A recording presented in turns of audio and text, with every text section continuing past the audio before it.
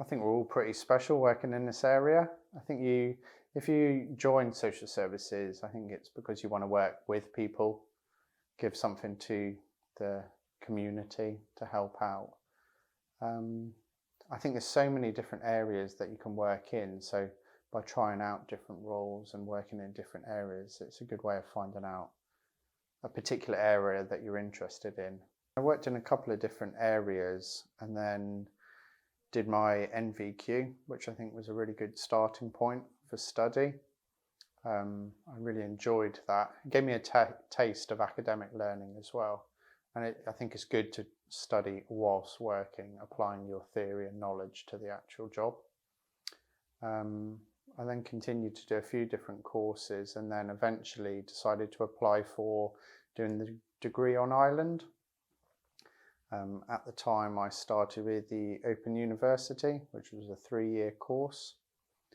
And that worked really well for me. I was already living on the island and had a long-term plan to stay here. So rather than going off island and studying, it worked really well. So with the Open University, I did 2 placements in my 2nd and 3rd year. Really good experience working in different areas. I kind of knew that I wanted to work in children's services, but part of the degree is you have to do a placement in adult.